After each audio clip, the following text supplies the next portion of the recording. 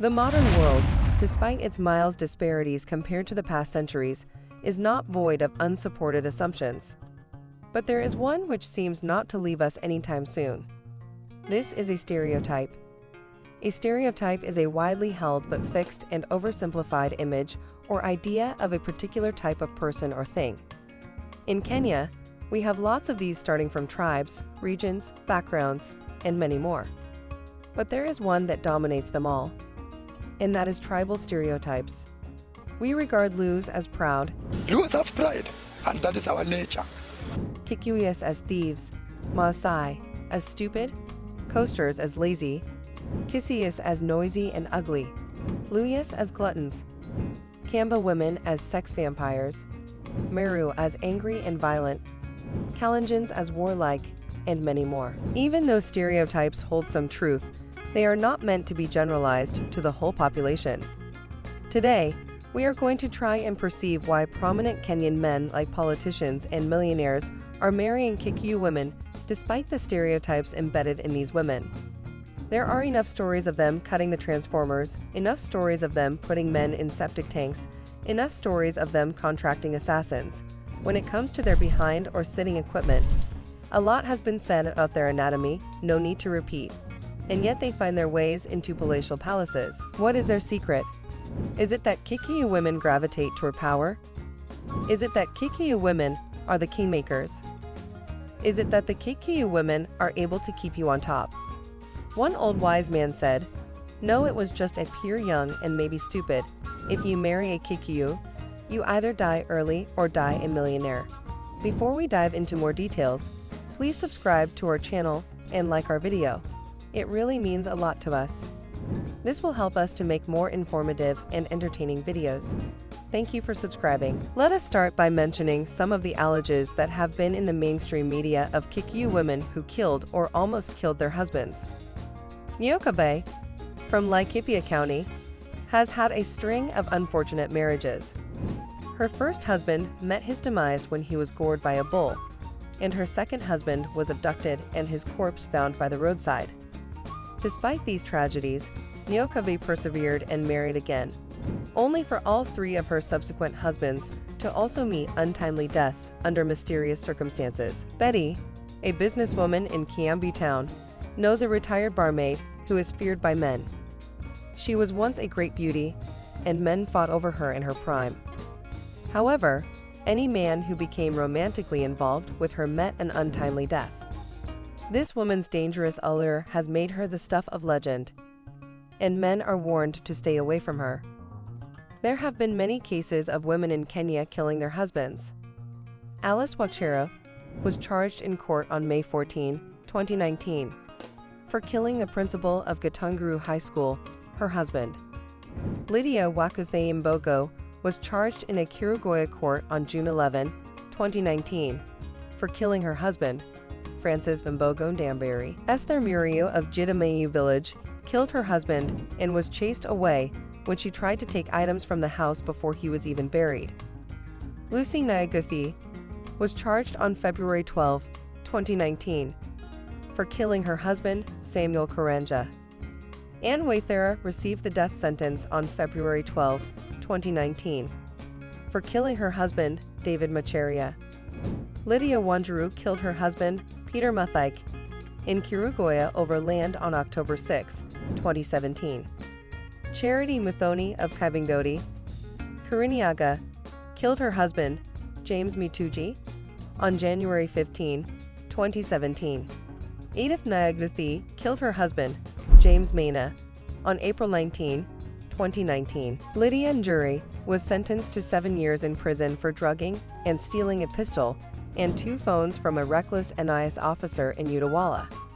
Dorcas Wade was arrested on June 1, 2018, for killing her husband, Julius Njuguna.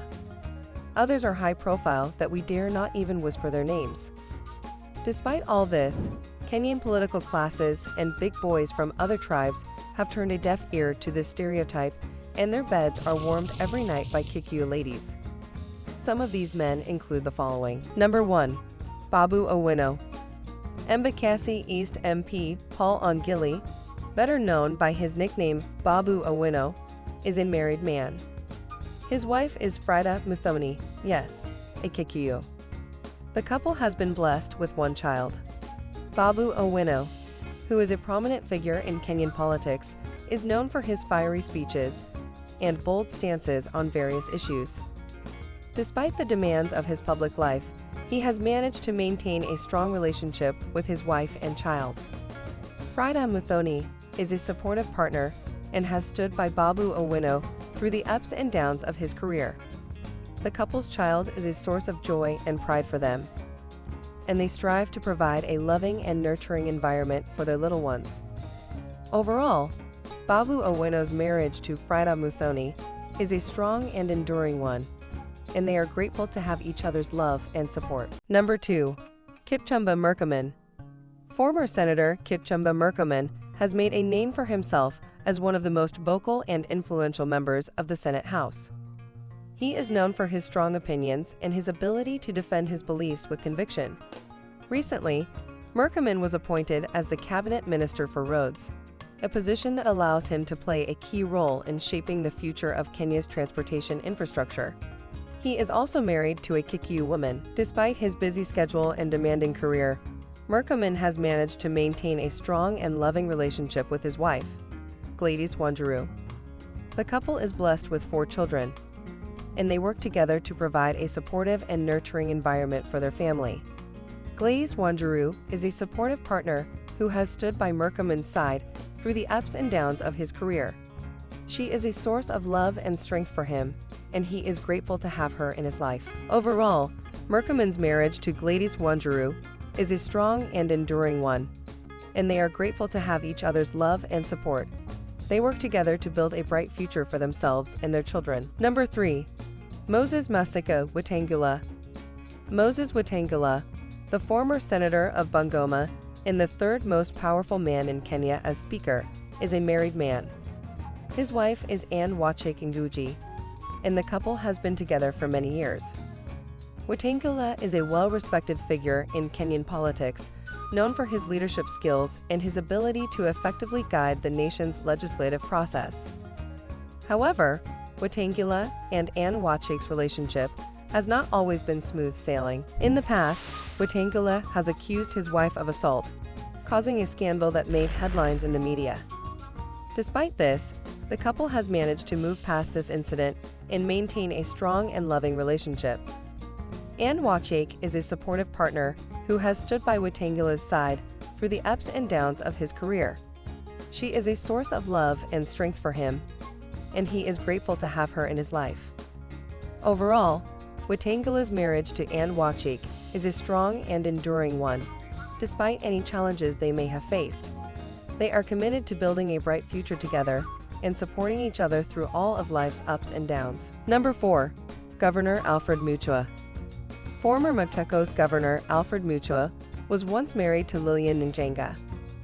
However, the marriage ultimately ended in a breakup, leaving Alfred Mutua deeply hurt and saddened. Despite his heartbreak, Lillian seemed to have moved on and settled into a new life, leading some to speculate that perhaps the stereotype about Kikuyu women being tough and independent is true. The breakup of Mutua and Njenga's marriage was a difficult and emotional time for both parties. It is never easy to end a relationship, especially one that has lasted for many years. Mutua may have felt betrayed and hurt by the breakup, while Lillian may have struggled with feelings of guilt and sadness. Despite these challenges, both Mutua and Njenga have persevered and are working to build new lives for themselves. Overall, the end of Mutua and Njenga's marriage was a painful and difficult experience for both parties. However, they have both shown strength and resilience in moving on and building new futures for themselves. Number 5. Bob Collymore. Bob was born in Guyana and later found life and wife in the UK. He later moved to Kenya, where he became Safaricom CEO. He seemed to settle in Kenya, and later this was cemented when he decided to get a Kikuyu wife, Wambui Wame. The two were divorced from previous marriages. The marriage to Wambui is the only one that Bob kept his vows, until death do us part. Bob died on July 1, 2019, and Wambui inherited lots of Bob's properties in Kenya per court ruling. Number 6. Nyata Simeon. Grace Wamiu is a well-known figure in Kenyan society as one of Naiche's several wives. The couple met after Grace graduated from Government Secretarial College in 1969 and was hired by Mzee Kenyatta's secretary at State House. Together, they have 4 children, including their well-known daughter, Wanjiku Naiche, who is the director at Credit Bank. Wanjiku left the government in 1980 to run the Sansora Group. Grace and Naiche have been together for many years and have built a strong and enduring relationship. Despite the challenges they may have faced, they have remained committed to each other and to their family. Number 7. Fidel Odinga.